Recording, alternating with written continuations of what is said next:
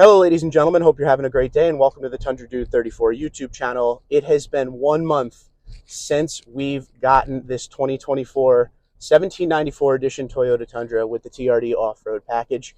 Today, we're going to talk about what we've learned in the last month. And I already have 1,049 miles on this truck. The computer is showing just over 18 mpg, which I think is pretty good for a brand new truck, brand new engine, which hopefully can only get better. If you haven't watched the videos that I've made about this truck in the last month, at the end of this video, I will put up a playlist for you if you want to check out everything. But overall, this was one of those trucks that I didn't expect to get. And to give everybody a quick background, I went to do a dealership walk months ago at Conocelli Toyota in Conshohocken, Pennsylvania, and they had a lot of Tundras and some big discounts. So I thought, all right, since they have this kind of inventory and these kind of deals that we don't see a lot here in New Jersey, over in Pennsylvania, they do have quite a few deals. Let me just take a stab at it. And to be honest with you, it took months to get done, but we finally got it done. Big shout out to Ryan Hood, my salesman. He helped me out big time. To go from an SR5 into this was pretty awesome. And there are definitely some things that make this truck one of the best Tundras I've ever owned by far, especially in certain aspects like the driving aspect of the truck. There's just so many good things about this truck. Something did break in here already, though, and I want to talk about that up front. It's not necessarily going to be pros and cons. It's just going to be how the last month has been overall. I'll tell you right up front, I absolutely am madly in love with this truck. This is the best Tundra I've bought, especially for the new gen.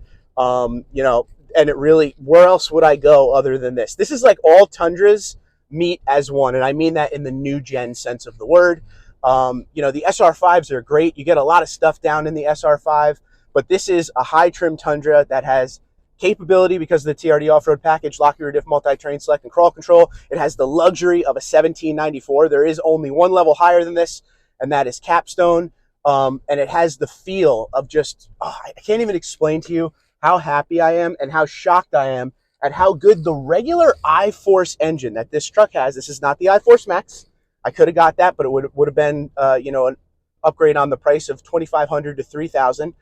How good this engine is with this truck. I thought it would be one of those things like, this engine's going to leave a little bit to be desired because maybe it doesn't have the kind of horsepower and torque to push a heavy body like this. I was completely wrong. This truck is absolutely amazing driving aspect wise, and the good news is because we didn't go iForce Max, we keep our underseat storage. So that's always a good thing to have. The more capability, the better. The more space you have on the interior, the better. But overall, let's talk about what broke first. First day, it worked fine. Second day, it worked on and off, and now it just doesn't work. If you look on the driver's seat of a high trim Tundra, and I mean Platinum, 1794, or Capstone, it has a seat extender on the driver's seat that lifts the seat out front a little bit more. It worked the first day, and it kind of worked the second day, and now it just doesn't work at all. So it's not a big deal, but it broke right away. So when the truck goes in for service, which will be sooner than later, I'm going to get that taken care of. It's not something that needs to happen right away. It's not something that, won't let the truck drive down the road smooth as ice. It's just one of those things that with this kind of price point, which you'll hear me say a lot of, this is a crazy price point. I'm going to expect everything to work and everything to work flawlessly. The JBL sound system has the fed-in engine noise, which some people hate and some people love. I actually like it, and I think the reason I like it so much is coming from an SR5 where it was just absolutely quiet when you were driving down the road. I don't mind a little noise like this. It's not obnoxious. It's not all the time. It's just when you're getting up to speed, really. And that's the only time it comes on, but it sounds like a nice roar of the engine. So that is something that I actually like. While we're there, let's talk about the JBL sound system. People are not a fan of JBL and Tundra, especially second generation. People were never a fan, saying it just never did well. As far as something that has the JBL nameplate on it, you would expect a lot from. I feel like they've done wonders in the new generation for JBL, but coming from an SR5 that didn't have the JBL system up into a 1794 where it's standard, you're getting a subwoofer, an amp, more speakers. Instantly, I was like, oh yeah, okay, this is how you can really appreciate the JBL sound system coming from the SR5 system, which isn't bad or anything. It's just when you go from driving that to driving this, you could hear the sound in here, which I've been saying, which sounds weird, but the sound it's more thick. It has a thicker sound. The bass is better, and it's adjustable, but I didn't touch anything. Instantly, the JBL sound system, I fell in love with. Now, I have over 1,000 miles on this truck, like I've said, in a month. We've been driving to the dealerships to do the dealership walks, and some of those are long rides, okay? So one thing I want to point out that is a huge positive of this truck, and I didn't notice how good it was, again, until going from SR5 to this. And that's one thing I always want to point out to you guys, is going from an SR5 into this, I can tell you a lot of things on what's different between the trims when it comes to the stuff I'm about to talk about. This truck has an ultra quiet cab on the road, especially highway speeds. I didn't feel like my SR5 was noisy in the cabin at all until I got into this, and then I was like, all right, maybe it was a little noisy in there, but this is ultra quiet. Don't forget, there's a lot less plastic in here, and there's a lot more soft touch. So that could play a part. Acoustic windshield. I mean, it's just ultra quiet in the cab. Of course, you're hearing the JBL fed-in engine noise, but that's just when you get up to speed, and that's a nice sound. But when you're going down the road, everything about the quietness in the cab, even my wife noticed that, which I always, everything she says, I always want to put in the video because, she's not out here trying to look for things pro and con. That's just something she called out. So, yeah, the quietness in the cab is probably one of the best things about this truck. Everything about the interior is a pro. I mean, like, you got yourself, again, a lot more soft touch in here than your regular SR5. The whole dash is all soft touch. It's just that high-end Western theme, and it's amazing. The seats are genuine leather, heated, ventilated memory, front and, or I should say heated, ventilated front and rear, and the memory function for the driver. I don't see how you would want any more technology than what's in this truck. Like I said earlier in the video, there's nowhere else to go. This is it. This is the ultimate when it comes to everything a Tundra can offer you, because we got the pano roof, which some people care about, some people don't. We have the JBL premium auto leveling headlights. The thing comes loaded up with absolutely everything. 14-inch screen, like there's nowhere else to go. Digital gauge cluster, and I don't know. This is it. This is it for me. And the reason I bring this up to you is if you're somebody in the market for a Tundra. I was in an SR5 and went to a 1794, ended up getting like $7,000 off the sticker. Before you settle on an SR5 or Limited, it might be worth looking around to see if you could get yourself into an even higher trim. There's nothing wrong with SR5. There's nothing wrong with Limited. But in any Tundra I've driven, and I'm really talking about the new gens here, this one here is like, it's just, it's the best of all worlds meet. So that's something. The interior is absolutely, makes me feel like money well spent, we'll say.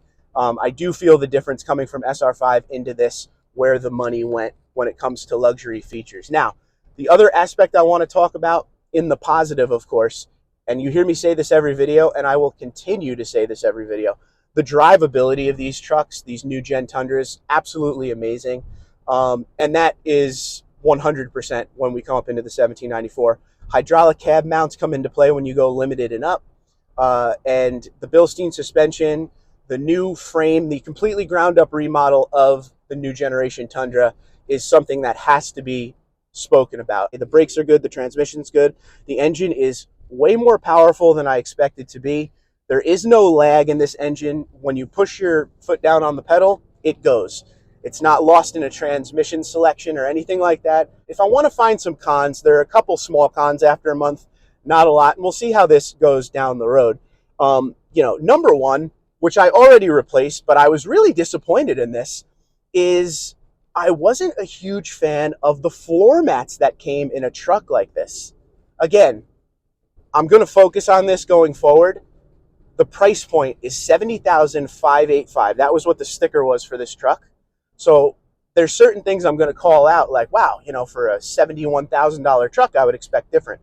The floor mats in this truck were something that had to come out right away. Many of you know by now I partnered with LASFIT to bring you guys a promo code and a discount of 15%. And if you want that, go down in the description.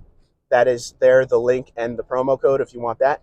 But I instantly changed my floor liners out to those because, don't get me wrong, the 1794 floor liners look good.